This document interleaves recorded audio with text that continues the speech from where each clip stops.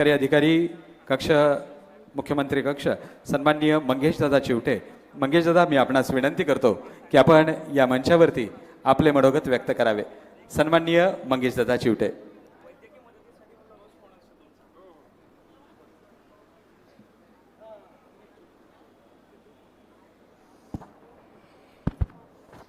हिंदवी स्वराज्य संस्थापक छत्रपती शिवरायांना विनम्र अभिवादन करतो.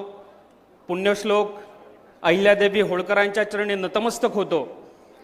ज्यांनी खरं तर आम्हाला 80% समाजकारण आणि 20% राजकारणाचा वारसा दिला आणि ज्यांनी जनसेवा हीच ईश्वर सेवा आहे असं समजून काम करा असं ज्यांनी आम्हाला संस्कार दिले, त्या वंदनीय हिंदू हृदय सम्राट बाळासाहेब ठाकरे आणि धर्मवीर आनंद दिघे साहेबांच्या स्मृतींना देखील अभिवादन करतो.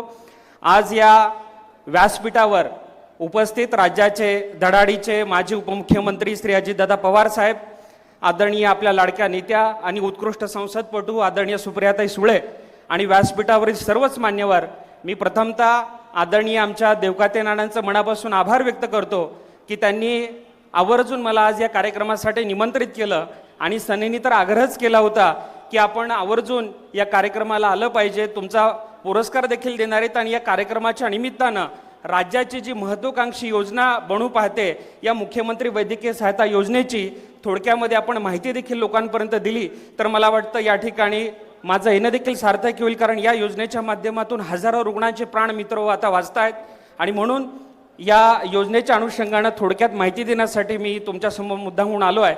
मला आवर्जून सांगायचं आहे, दादा या ठिकाणी साक्षीदार आहेत. महाविकास आघाडी सरकार ज्यावेळी होतं त्यावेळी आदरणीय दादांनी देखील पुढाकार घेतला होता आणि मी ज्यांच्याकडे सध्या विशेष कार्य अधिकारी म्हणून काम करतो आहे त्या संवेदनशील मुख्यमंत्री एकनाथजी शिंदे साहेबांनी देखील सातत्यानं पाठपुरावा केला. मात्र काही तांत्रिक आणि अपरिय कारणामुळे दादा त्यावेळी मुख्यमंत्री वैद्यकीय सहायता कक्ष तुम्ही पाठपुरावा करून देखील सुरू झाला नाही. मात्र गेल्या वर्षी जेव्हा राज्यात शिंदे फडणवीस सरकार अस्तित्वात आलं त्यावेळी पहिलं काम जर आदरणीय एकनाथजी शिंदे साहेबांनी काय केलं असेल तर तो महाविकास आघाडी सरकारच्या काळामध्ये मृतप्राय झालेला मरणासन्न अवस्थेत असलेल्या या मुख्यमंत्री वैद्यकीय सहायता कक्षाला संजीवनी दिली आणि आरोग्य सेवेत कार्यरत असणाऱ्या माझ्यासारख्या कार्यकर्त्याला या ठिकाणी काम करण्याची संधी दिली. मला आवर्जून या ठिकाणी खरं तर हे राजकीय व्यासपीठ नाही आहे याची मला कल्पना आहे, पण आवर्जून मला या ठिकाणी सांगायचं की महाविकास आघाडी सरकारच्या काळामध्ये या कक्षाच्या माध्यमातून फक्त 2.5 वर्षात 2.5 कोटी रुपये वितरित करण्यात आले. मात्र गेल्या 11 महिन्यामध्ये एकनाथजी शिंदे साहेबांच्या माध्यमातून आपण मित्र हो 11 महिन्यात 75 कोटीपेक्षा अधिक रक्कम वाटली आहे आणि 10,000 पेक्षा रुग्णांचे या निमित्तानं प्राण वाचलेत. आणि म्हणून नेमकी ही योजना काय आहे, कुठकुठल्या आजारांवर या मुख्यमंत्री सहायता कक्षाच्या योजनेच्या माध्यमातून आजारांवर अर्थसहाय्य मिळतं, ते किती मिळतं आणि म्हणून याची योजना सुलभ व्हावी आणि लोकांपर्यंत पोहोचावी असे आदेश आम्हाला शिंदे साहेबांनी दिले होते. त्यानुसार आता एक टोल फ्री क्रमांक आपण सुरू केलेला आहे. माझ्या भाषणाच्या शेवटी मी टोल फ्री क्रमांक पण देणार आहे.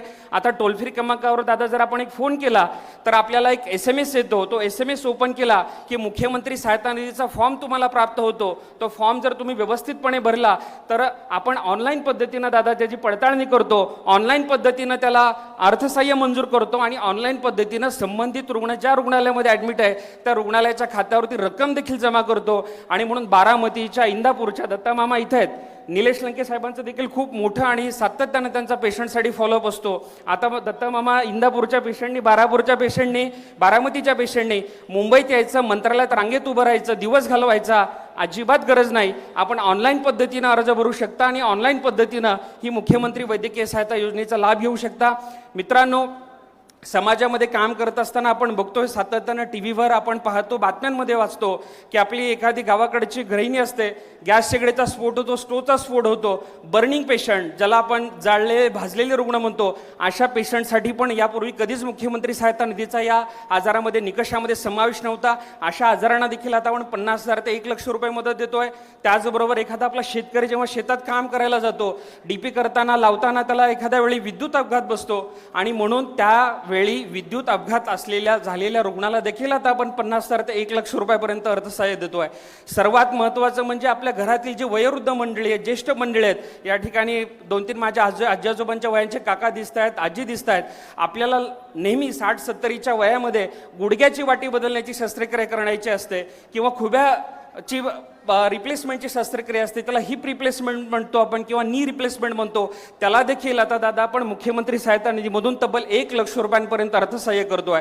सगळ्यात महत्त्वाचं म्हणजे हृदयविकाराच्या अनुषंगाने जर कुठलीही सर्जरी मित्रांनो असेल, मग अँजिओप्लास्टी असेल, बायपास सर्जरी असेल, वॉल रिप्लेसमेंट असेल, या सगळ्या सर्जरीजना आपण तब्बल 1,00,000 रुपयापर्यंत मदत करत आहोत. सगळ्यात महत्त्वाचा मुद्दा, जी कॉक्लिअर इम्प्लांट ज्या मुलांना शस्त्रक्रियेची आवश्यकता आहे, जी मुलं लहानपणापासून बोलू शकत नाहीत, ऐकू शकत नाही, अशा मुलांना दादा कॉक्लिअर इम्प्लांट नावाची सर्जरी करायची असते. ती सर्जरी म्हणजे कानाच्या पाठीमागे एक मशीन बसवलं जातं आणि नंतर ते लहान मुलगा तुमच्या माझ्यासारखं स्पीच थेरपी दिल्यानंतर तुमच्या माझ्या मुलांच्यासारखं सर्वसामान्य जीवन जगू शकतं. आपली मुलं ज्या शाळेत शिकतात त्या शाळेमध्ये ही मुलं जाऊ शकतात. आणि म्हणून या कॉक्लिअर इम्प्लांट सर्जरीचा देखील यापूर्वी कधीच समावेश नव्हता, तो देखील समावेश आपण केलेला आहे. तब्बल 2,00,000 रुपये आपण आता या कॉक्लिअर इम्प्लांट सर्जरीसाठी देत आहोत. कुठल्याही प्रकारचं transplant, kidney transplant, liver transplant, bone marrow transplant असेल, किंबहुना त्या ठिकाणी हँड ट्रान्सप्लांट असेल, हार्ट ट्रान्सप्लांट असेल, एका मानवी शरीरातून दुसऱ्या मानवी शरीरामध्ये एखादा अवयव जर प्रत्यारोपण केला तर त्याला ट्रान्सप्लांट प्रक्रिया म्हणली जाते, प्रत्यारोपण प्रक्रिया म्हणली जाते.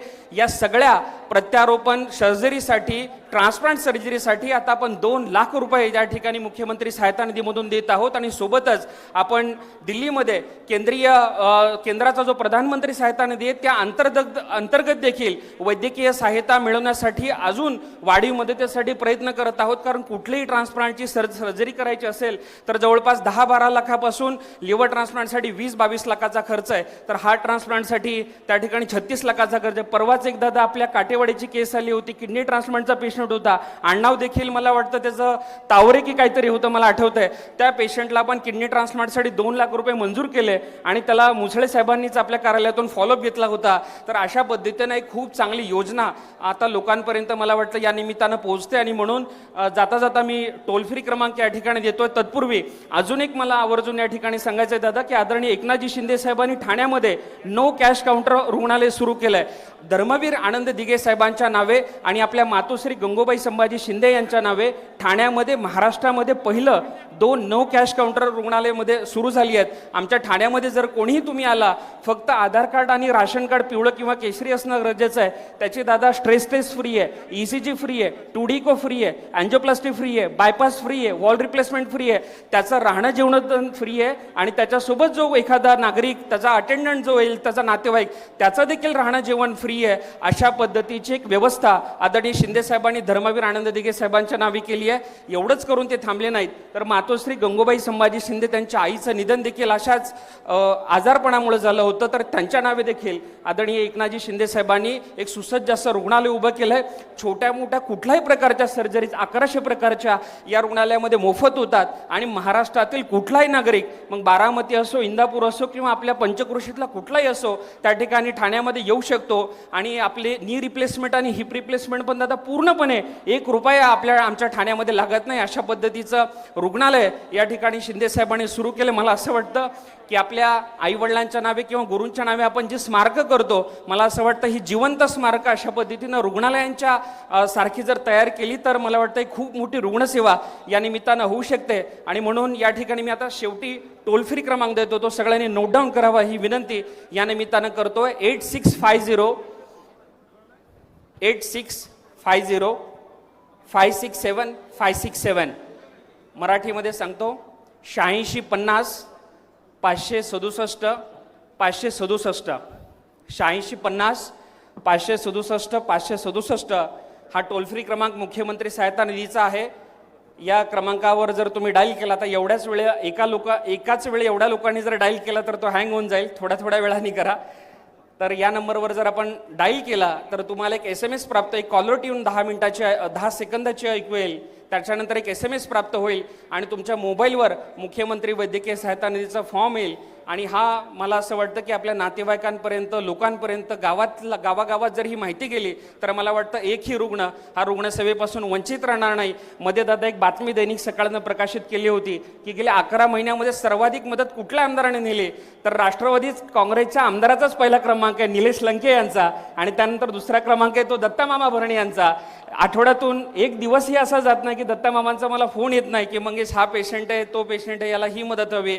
आता येता पण भूषण फंक्शन सुरू आहे, मला एक पोस्ट दाखवत होता तुम्ही मुख्यमंत्री महोदयांचा मुख्यमंत्री सहायता निधीचे आभार मानल्याचे. मला वाटतं की ही योजना जातपात पंथपक्ष न बघता मला वाटतं फक्त आपण रुग्णसेवा म्हणून जर काम केलं तरी खूप मोठं काम दादा या निमित्तानं संपूर्ण महाराष्ट्रामध्ये उभं राहू शकतं. पुन्हा एकदा या ठिकाणी मला बोलण्याची संधी दिली त्याबद्दल सनी देवकाते, नाना या सगळ्यांचं मी मनापासून आभार मानतो. जय हिंद, जय महाराष्ट्र.